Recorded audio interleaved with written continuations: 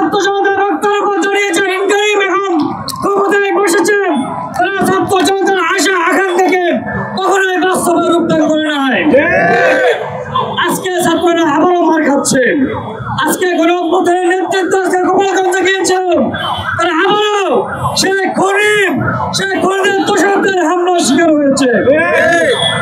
আমরা ইন্টারিমকে স্পষ্ট ভাষায় বলতে চাই, আমরা আপনাদেরকে যে প্রত্যাশা নিয়ে ক্ষমতায় বসে আছি, সেই আশা আকাঙ্ক্ষা নিয়ে আমাদের বাইরে শহীদ হয়েছে, সেই আশা আকাঙ্ক্ষা আপনারা এখনো বাস্তবায়ন করতে পারেন নাই।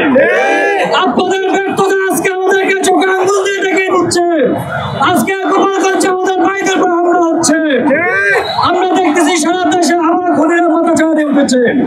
আমরা দেখেছি খুনিদের দোষরা আবার মাথা চাওয়া দিয়ে উঠেছে। আমরা দেখেছি তারা কিভাবে এই হামলাকে তারা জায়েজ করতেছে। আমরা দেখেছি, আমরা তাদেরকে হুঁশিয়ার করে দিতে চাই, যারা এই দেশে আবারও লিগকে ফিরিয়ে আনতে চাইবে, লিগকে আবার হচ্ছে প্রাসঙ্গিক করতে চাইবে, আমরা বলতে চাই আপনাদের কারো ঠিকানা এই বাংলা জমিনে হবে না। আমরা ইন্ডিয়ানকে বলতে চাই, বারবার স্মরণ করতে চাই, আমরা এদেশে একটা আমল পরিবর্তন চেয়েছি। আমরা হুঁশিয়ার করে দিতে চাই, আমরা একটা আমল পরিবর্তন চেয়েছি। এই যে পুলিশ সরকার, এই যে পুলিশ প্রশাসন আছে, তাদেরকে আপনার কোনো প্রকার সংস্কার করতে পারেন নাই।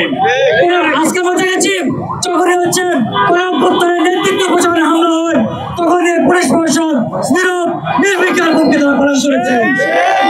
আমরা দেখেছি এখনো হচ্ছে প্রকাশ্যে ঘুরে বেড়াচ্ছে। আমরা দেখেছি এই খুনিদেরকে আরেকটা আশ্রয়, আরেকটা গর্ব হচ্ছে সেটা দিচ্ছে।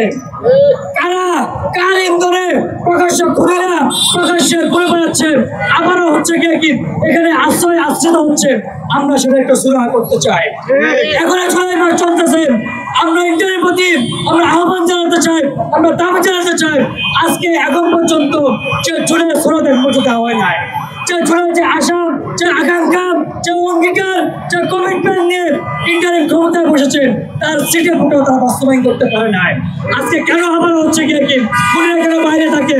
খুনিরা বাইরে থাকে বলে হচ্ছে মত পেয়ে খাওয়ান, খুনিরা বাইরে থাকে বলে হচ্ছে কি আজকে গণঅভ্যুত্থানের নেতৃত্ব হামলা হয়, খুনিরা বাইরে থাকে বলে হচ্ছে কি আমার যে সহযোদ্ধরা, চুলের সহযোদ্ধরা এখনো নিরাপদ। আমরা বলতে চাই আপনি পুলিশ প্রশাসনকে সংস্কার করুন।